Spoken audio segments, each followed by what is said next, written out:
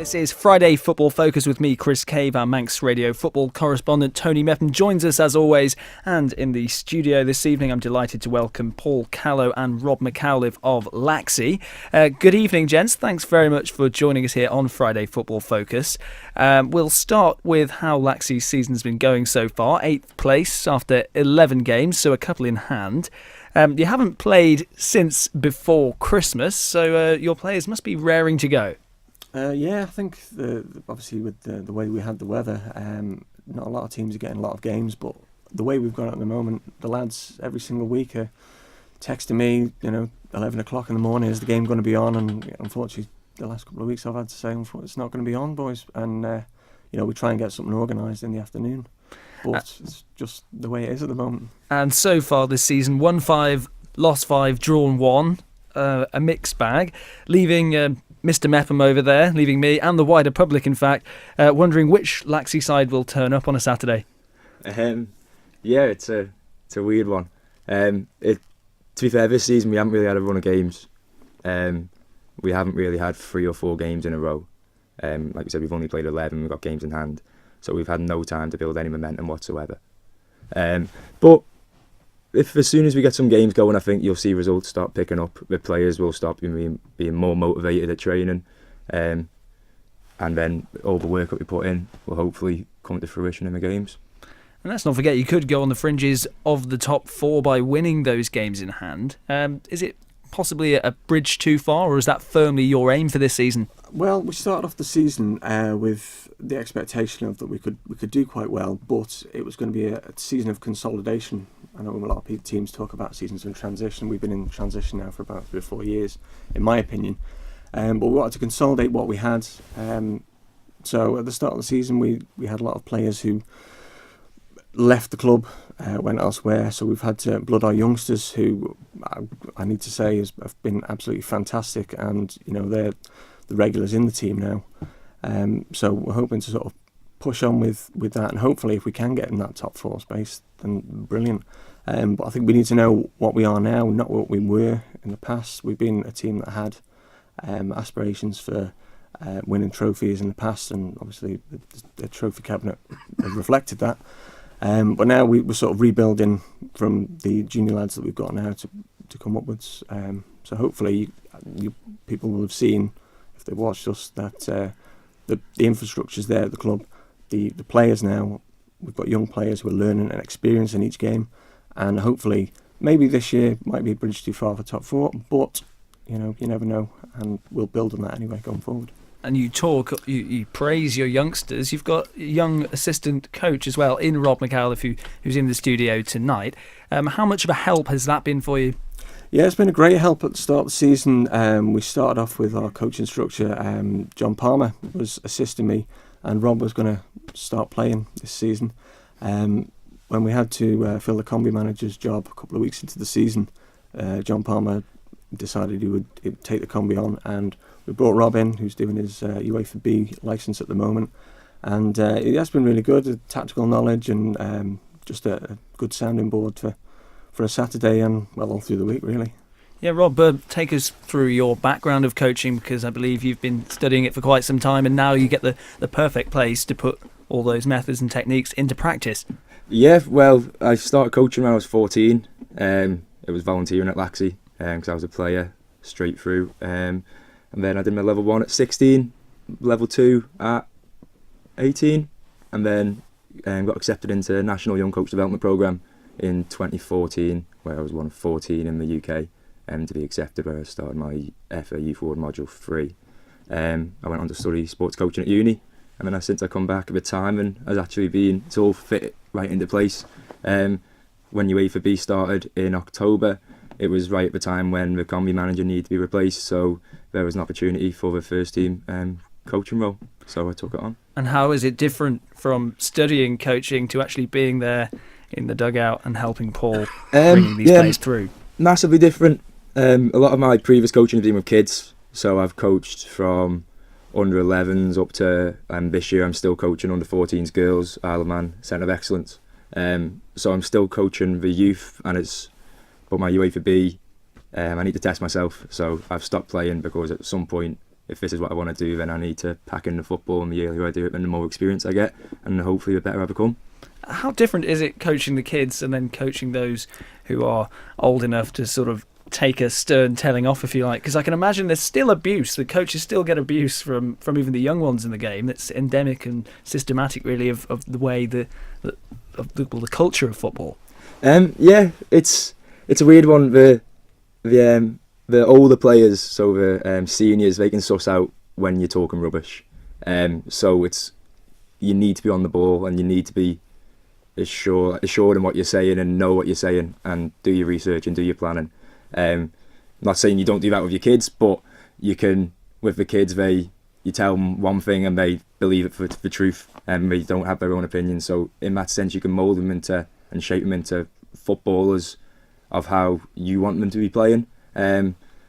So to create good technical footballers, that's how you would coach the kids. And with the seniors, it's more about your tactical understanding. That's how I found the difference. There you have it, Meps. Paul, the older you are, the more you know. I take it you're learning a lot from Paul, who does know more than you. Yeah, I'm learning all the time. Every game, every training session, I'm always finding out ways in which I can kind of enhance myself. Picking apart my sessions and seeing what went well, what didn't go well, how I can get better as a coach. And they're perfect platform for me to do it. And Paul, how has he been doing? He's been doing well. I was taking a couple of sessions at the start of the season, and Rob's now taking the majority of the sessions going forward, and I'm able to actually watch, and at the end of the session we'll sit down, we'll go through a bit of feedback, because we get feedback from the players as well. I think that's massively important. You can have a technically good session set up and planned and it go quite well. The lads sometimes need what they need, so you need to find out what they're craving from that session. And if they're not getting it from that session, maybe you tweak it next week, or you give 1 week where we just played football because that was what they needed. They hadn't had a sort of break from the technical side of it just to express themselves. So, we try and structure the sessions like that, and Rob's very good at planning the sessions like that. And is it an advantage having a young man as a coach as well? Do you find that an old fuddy-duddy might be able to instill a bit more discipline into the players? No, I think you get a different thing from different people. So I don't really look at the age of who's coaching, or you look at the experience, what they've brought. I sit there on a Monday when Rob's doing his session. I can see what he's doing, bringing fresh ideas from his perspective. I'll sit there and have a chat with John Palmer, who's the combination team manager. He's got the way he would like to do things, because he's from a different sort of era, if you like. Sorry, John. But the way he played football, and the way he was taught to coach, where he was coached when he was a young lad coming through. So he'll have his different views on it. So I think each coaching opportunity that comes up, that people take and bring back into the club or bring back into their sessions, sort of moulds them as their own sort of coach and helps them that way. And there are senior football people who are of a particular era where they think certain things in the game are okay, which of course we now know are not. And I'm talking about two-footed challenges to the ACL, where someone will say, well, 20 years ago, that'd be perfectly good tackle. Tony Mepham's era, I think. 100%. We've talked of how if you win your games in hand, you will be on the fringes of the top four. How far away do you think you are from achieving that goal? We've got, like we said earlier, we've got a really young squad. If we can keep those players together, which I've got faith that we will, then and consolidate with other players that we've got, and bring some fresh players in, then the club could really do things in the next couple of seasons. The foundations are getting put in now for future years. It's not going to happen overnight. It's going to be little by little, and you just got to take every game, every session, and every season as it comes. There's going to be a stage where you want to be winning things, and you need to be winning things because you've been together so long. But I've got hope that this club can get there. And when you've been playing the top sides this season, you haven't, against St George's, you played them twice, so you don't have to play them in the league again, but conceded 11. I mean, they're a class apart. They have been for some time. When you've played Peel, you've played them twice this season already. 12 goals conceded, but you don't have to face them again in the league this season. Corinthians, you only lost 1-0, and you've got them tomorrow in the Cup. Does that give you an insight into how you want to set up against them in the league, or are you going full out for the Cup victory and see that as in your sights? That's one of your targets to get to a Cup final. Well, we looked at, if you take the games we played against the top teams now, the league looks the way it does because we played the likes of St George's twice, the likes of Peel twice, where we haven't played the teams in and around us, potentially the teams that we're looking to compete with, like Douglas High School Old Boys. We haven't played them, haven't played Douglas Athletic. St Mary's. St Mary's we haven't played. So they're the sort of games that I think will define our season if we can get points from them. The St George's games that we played, it was a really close game up until the last 20 minutes in the first game we played. Second game we played them, it was very, very close indeed up until the last 20 minutes again. So maybe that's something we've got to look at in how to sort of stretch ourselves across a full 90 minutes game.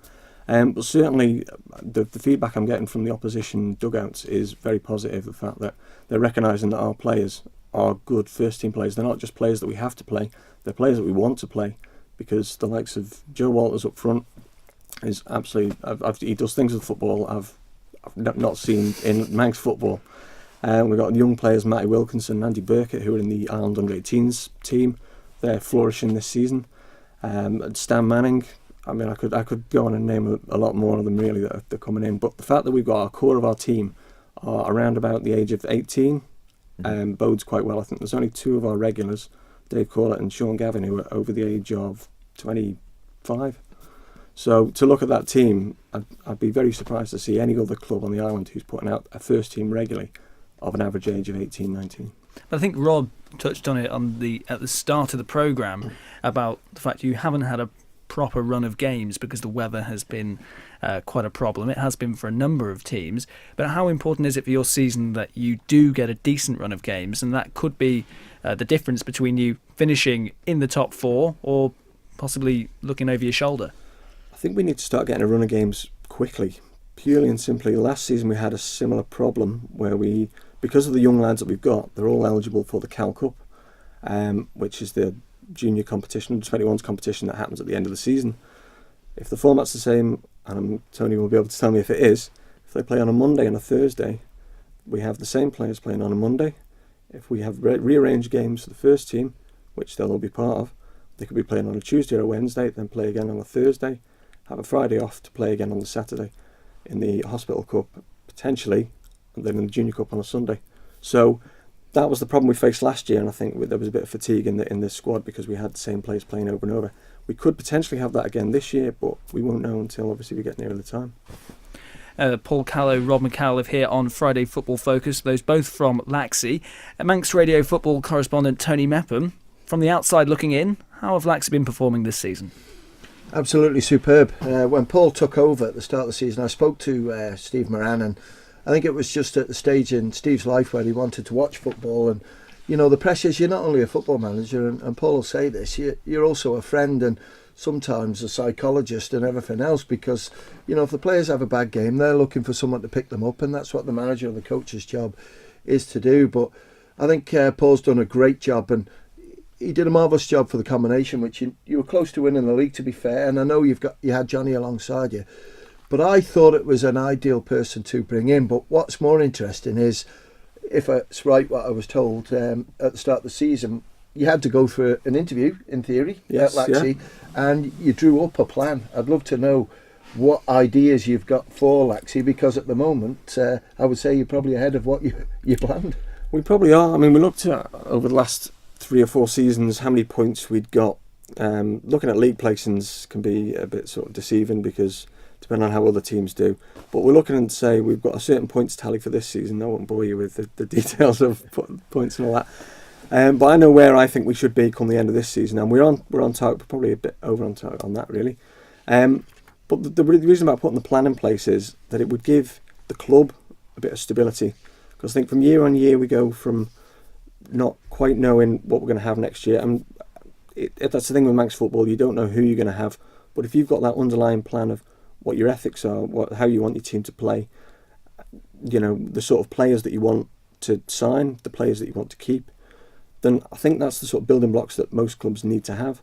Because if you're not having the young lads coming through because you've got older players that are blocking development, maybe, I don't know, then that's, clubs tend to sort of, they're not easy to, that's difficult for me to explain really, but it's not easy to have that pathway coming up through the system. I think some other clubs have found that, whereas the first team or the combination have got players who've played there for years. When the factory line comes through, do the juniors then go, well, I'm going to go to another football club now to go and get a bit of experience in seniors? Do you think enough coaches on the Isle of Man have an ethos, have a way of playing which they instill in their players, or do you think you are one of few coaches, and it must give you encouragement, the fact that you had to, or you didn't have to, but you drew up this plan and Laxey have given you the backing?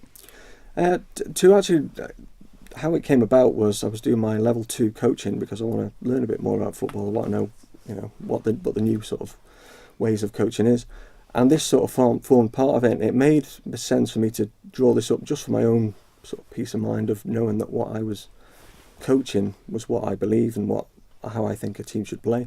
So this sort of fit in quite well with the opportunity that came my way. To become the first team manager at Laxey, and I'm sure Rob will back me up on this. When you've got that, and you can point to something to say, I've said that this is the way I'm going to do it. If at any point during the season one of the players feels I'm not adhering to that, they can point to something and say, this is what you think, this is what you believe, how are you demonstrating that? So I feel like I've got to be a bit more, I've got to continue to be true to what I believe and my ethos of how I think we should play football. And how much leeway do you have in bringing players in? Is it you get what you're given, or can you pick and choose? Is there the option? Well, in Manx football, what I'm hoping this season will have shown is that we are giving players opportunity. So the fact we've got brilliant young players in, we're giving them opportunity. So maybe I see this year as a shop window to say to other clubs, if you're young, not necessarily if you're young, but if you're a player who wants to play good football in the right way, that we are a club that you could come to and we'll give you the opportunity to play. I think all the young lads and even some of the older lads will sort of testify to the fact that they're given their opportunity. Now some of them may not take it on the first opportunity. They may need to sort of work a bit harder in training, work a bit harder in the combination, but that is sort of fed back to me, and then we bring in the players who we believe are going to do the job for us. So, and I think it's a word that a certain Dutch manager in the Premier League made not famous, but it was kind of his catchphrase, philosophy. Of course, Steve McLaren. No, Louis van Gaal. Let's turn our attentions to the FA Cup. First round tomorrow, Laxey play away at Corinthians. And I'm sure you'll have come across Lewis Thornton before, but there's that new stand at Corinthians. How much will it mean for you to play in front of that stand? Yeah, really nice. I think it's a really lovely thing that the club have done. And it's really fitting with how Corinthians kind of go about their way. I've not seen it yet, so I am looking forward to getting up there and having a look at it, and hopefully it'll be full tomorrow. And Corinthians obviously have been playing very well in the league this season, tit for tat with Peel in terms of scoring goals, trying to outscore each other. Do you sense it will be a massive upset were Laxey to get a win there tomorrow? I think it would raise some eyebrows, but I don't think it would be a massive upset.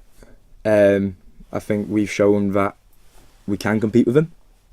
We've shown that we can compete with other top sides throughout periods of the game, maybe not throughout the whole match at the moment.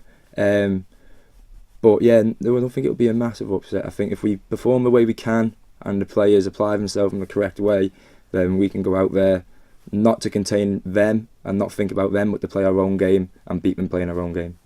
And who have you identified as the main threats from a Corinthians point of view? Because they've got some quality players, haven't they? Nep's on the sideline.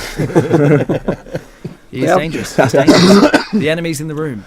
They have got some very good players, and I think, we know one of the centre-backs or one of the defenders quite well, and Tom Smith, who left us this season. So we do know that they've got some really good players. I mean, I wouldn't individually sort of name any of those thinking that they were going to be a particular threat to our players. Purely and simply because when I look at our team, I don't really think too much about what the other team are going to do. I can't second guess what Danny or Ben Qualtrough are going to do and how they're going to set up tomorrow. All I can do is know what we've got, how we're going to play, and if everything comes together on the day, then I've got no reason to think that we can't come away with the victory. Do you think you'll be on the back foot from the get-go? Because they've, as we've said before, they've scored a lot of goals in the league. This is Cup, so it's a one-off. But yeah, I sent an inspirational tweet out to the lads, or message out to the lads to say it is one game. It is an opportunity. Everything happens for 90 minutes, and then whatever, if they put everything on the pitch, they cover every inch of blade of grass for the full 90 minutes and don't give up. I genuinely think that we are contenders to win tomorrow and go far in the Cup. And Tony, you're on the opposite side, if you like, being a Corinthians man yourself. How much of a threat to Corinthians are Laxey? What threat do they pose tomorrow? Who can you identify as the star men, if you like, for Laxey? I've been so impressed with Matthew Wilkinson over the last 4 or 5 years. Andrew Burkett, incredible. They just get better every single game. Stan Manning seems to disappear, and I don't mean in games. 1 week he plays for Laxey and then he doesn't seem to be available, so I don't know whether that's through work commitments or injury or whatever, but we haven't been playing, that's why. No, but it just seems to be there. But no, they're a very good young side, and I think it's great because, to be fair, Corinthians are in the same boat. Yes, last year they finished second. I think we were a little bit fortunate that there was a couple of teams that should have been above us, didn't quite get it right there. But in saying that, we beat Geordies, and to beat Geordies, that takes some doing. 4-3 at their place. But I think since then, this year, yes, Douglas Athletic could have beaten us at their place 1-0. Laxey was only 1-0. But what I'm seeing now is a little bit more of a ruthless streak that Danny McMahon and June Watney and also Ben Qualtrough have put in. We don't beat clubs by 11, 15 nils, 9 nils, and that's been happening this year because I think it's just the way they've looked at it and said, let's just go for it. And it's going to be a big ask for them. They play St George's next week in the league, and I think St George's at the moment are looking the strongest out of the top sides. And if they win that one, then I see St George's probably then going top of the table and stay in there. But if I can, before I forget, a big thank you to Laxey, because on that Lewis Thornton stand, I know Laxey had a collection, and we bought a table up there, and you'll see it, one of the round tables on the deck in there, and we really appreciate it, and the family do as well, because there's a lot of sort of tears gone into that job, because it was a big financial commitment for the charity, and they've got it done, and now the club will take over and finish it off. But it's impressive, and a big thank you to all the clubs that helped, donating money through, and also with Laxey buying a terrific table up there. That sort of stuff only happens in Manx football. Has it been emotional for players playing in front of that stand? Have you noticed? Oh, definitely. Since it's gone up? Definitely. There's not a week goes by without Lewis being mentioned. The kit has got LT4 on the back of the neck. Also, the stand is the Lewis Thornton stand, and it's sign written with LT4 on it. And the number 4 jersey, whether that'll ever be wore again for a long time at Corinthians, I don't know, because we've taken that out of the system, and that's how much it affected the club. And I think that's why they've got the character that they've got. And I just hope in time, I think this year's a little bit early for them, but I think in time, hopefully, if they can win that league before I pass away, because that's me thing I want to see. I'd love to see that championship in our cabinet. Would be really fitting for a club like Laxey, who not just pick players up and run with them. They build from the bottom up, and when you do it with your own players, even though we've got some that have come to us, but if you do it majority with your own players, I think it's a little bit more special. And if you haven't yet seen the Lewis Thornton stand, it's well worth going to see it at Bala Fletcher. It is FA Cup weekend, and I have to ask you, are you in favour of getting the big clubs? Should you win tomorrow, would you want a team like St George's in the next round and see off the the top sides out there, or would you prefer a relatively easier draw on paper?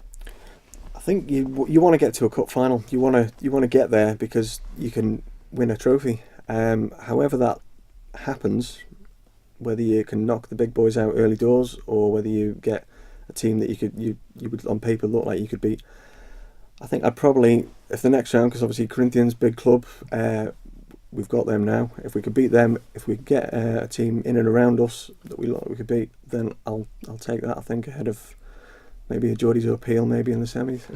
Well, just drawing comparisons with the English FA Cup, the holders, Arsenal went out this season to Nottingham Forest, but Forest went out the round after that to Hull, who are in the same league and fighting relegation. But we won't go into that. It's touched a nerve. Tony, where will you be tomorrow covering football for Manx Radio? Paul Rose, St John's. I'm hopefully going to get to that one to see if we can watch that. If not, we'll just see what happens. St Mary's in Ayr, be a good game. But I'd like to go to see Corinthians play Laxey and watch that one. But I want to go and watch St George's Corinthians a week after, so it's not fair to cover your own club. I try to be fair. But as always, the place to keep up to date with all the scores incoming as they happen is right here on Manx Radio. Tony Mepham, as always, thank you very much for joining us for Friday Football Focus. And of course, this evening to Rob McCowliff and Paul Callow of Laxey. It's been a really, really enjoyable chat, and all the best, have to say, to both of you. Corinthians versus Laxey in the FA Cup tomorrow, and by 5 o'clock tomorrow we should know who is in the next round. Have a good weekend, everyone.